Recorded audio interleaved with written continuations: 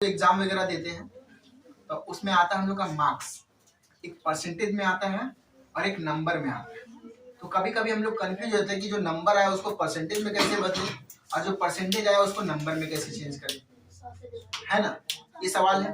तो परसेंटेज में कैसे लाना है, या अगर नंबर दिया हुआ है तो उसको परसेंटेज में कैसे लाना है, या कोई परसेंटेज में दिया है तो उसको नंबर में लाना है तो कैसे।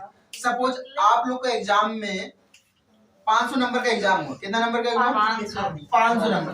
अब 500 नंबर का एग्जाम हुआ, ठीक है, लेकिन आपका कितना नंबर आया ये नहीं मालूम, लेकिन बोल दिया कि आपका परसेंटेज आया है 60%।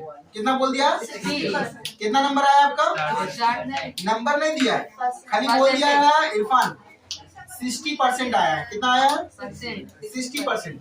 तो कितना का 60%, 500 में से 60% आया ना, तो 500 का 60%, 500 का, अगर इंग्लिश में पूछा जाए तो इसको बोलेंगे 60% ऑफ 500, यही ना।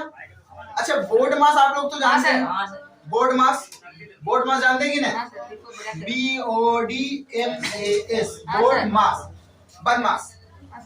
तो बोर्ड मास का मतलब क्या होता है, B से ब्रैकेट, O से ऑफ, D से डिवाइड, M से मल्टीप्लाई, A से एडिशन, S से गुड, A से सब्ट्रैक्शन होगा। तो अभी भी क्या, यहाँ पे O से ऑफ है ना, ऑफ का मतलब होता है हिंदी में का, ऑफ का मतलब क्या होता है हिंदी में का, और इंग्लिश में ऑफ कहते हैं, इसका मतलब मल्टीप्लाई।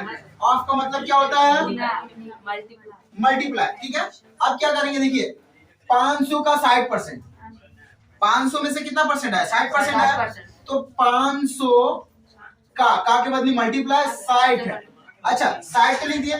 अच्छा, परसेंटेज को हटाना है क्योंकि हमको नंबर चाहिए ना, तो परसेंटेज को हटाना पड़ेगा। अब परसेंटेज को हटाने के लिए बटा 100 लिखते हैं, तो बटा 100 कर दो। अब हम लोग फ्रैक्शन ऑफ मल्टीप्लिकेशन सीखे हैं, क्रॉस मल्टीप्लाई ऊपर नीचे कर सकता है ना, ठीक है।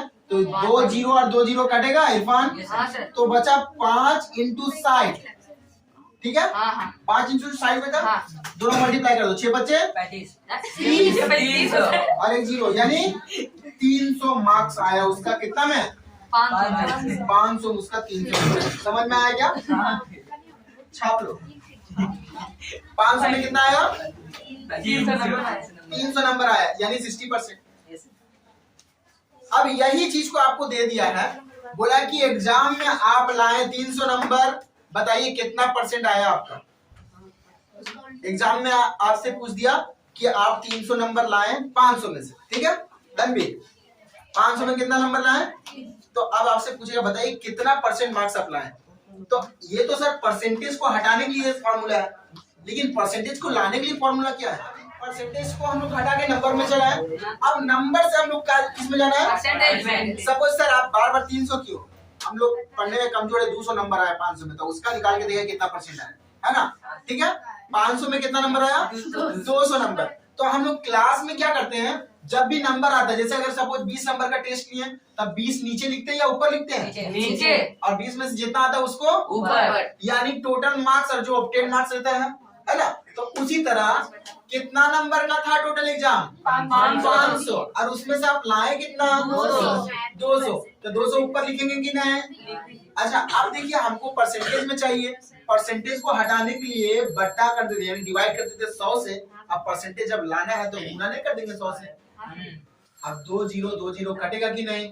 अब देखो 200 बटा 5 आया, अब 5 चौके 20 होता है, यानी कि कितना परसेंट, 40% आप मार्क्स लाए हैं। समझ में आया, কথা বুঝতে পারছো, হ্যাঁ, কারো কিছু প্রবলেম আছে এখন বলো। आपने एक क्वेश्चन है, बनाओ तो जल्दी से। हम लोग 660 नंबर का, नो, ओनली क्लास 9, 660 नंबर का एग्जाम था। 660 नंबर में से वो लाया आपका जाके 45%। कितना लाया, तो अब आपको बताना है कि वो कितना नंबर लाया, ठीक है। ये पहला क्वेश्चन है, 660 नंबर का एग्जाम था, वो लाया 45%। तो अब आपको बताना है कि वो नंबर कितना था, उसका कितना नंबर लाया जो उसका 45% आया, बताओ।